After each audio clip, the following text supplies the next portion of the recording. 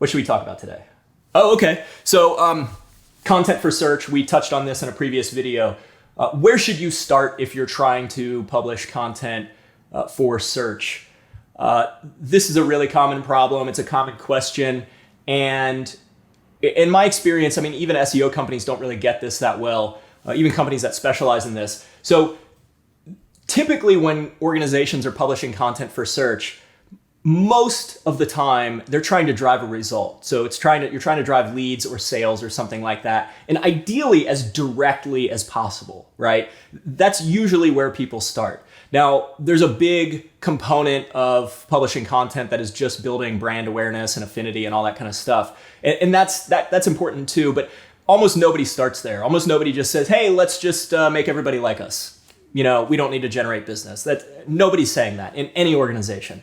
At the end of the day, they all want to drive a result. And so the best place to start with search content or content for search designed to do well in search is to start with content that is as close to the conversion as possible.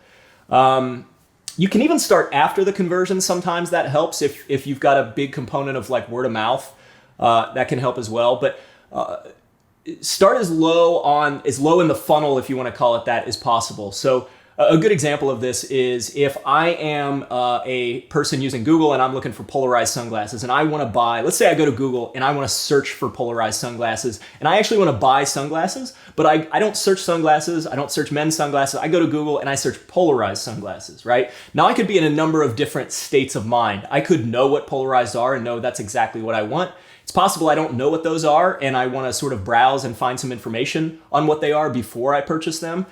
It's also possible that I have no intent to purchase at all and I'm actually just looking for information. Those are probably the three major things that could be going on in a searcher's mind when they search that term. And so if I go to Google and I search that term and you sell sunglasses, you actually sell polarized sunglasses, right? That's not a bad term to start with. It's pretty low funnel, right? We can probably guess that, yeah, there's going to be people looking for information on polarized sunglasses. There's going to be people who are looking to buy some form of some sunglasses, but don't know if they want polarized or non-polarized. And then there's going to be some people who, without a doubt, are looking to buy polarized sunglasses. Did I say that one already? Whatever. The audience is split up a little bit, right? Well, we can assume a pretty big chunk of those people are probably looking to buy polarized sunglasses. There's a bunch of subsets of that audience, right? You might have within that audience people who are, let's say, don't want to buy polarized sunglasses online. Maybe they want to go into a store and try them on. I mean, this is a common thing. Like some sunglasses look ridiculous on my weird shaped head. And it's hard for me to find sunglasses that fit. So I very rarely just buy them online without trying them on. So you may be in that category. And then you may be in another category where you're willing to buy them online. So as you can see, even in this fairly low funnel term, I think anybody who really thinks about it would assume that polarized sunglasses as a term for a retailer, an online retailer selling polarized sunglasses, that's probably a pretty low funnel term, probably pretty close to sort of buying intent.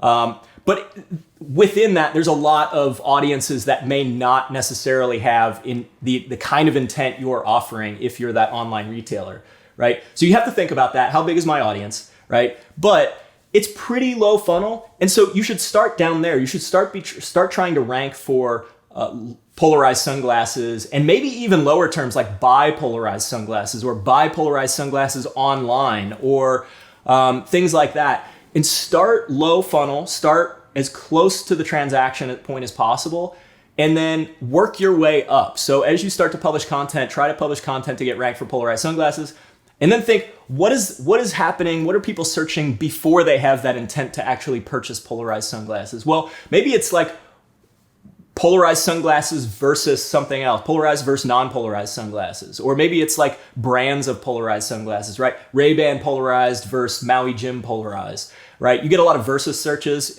low in the funnel, closer to the buying decision.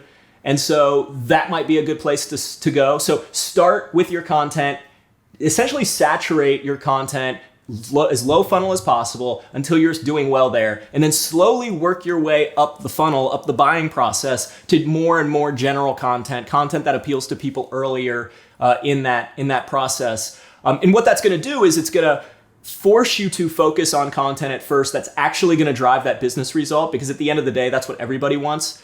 And then over time, work into that more brand-oriented content.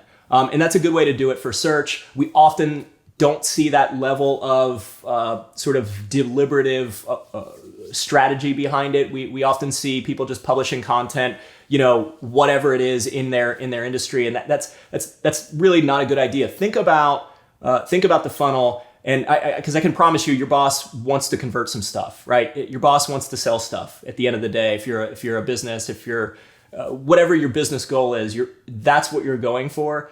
And so start there. You're going to get much more traction, much quicker, much more funding for your project, and then work into the more brand oriented content later.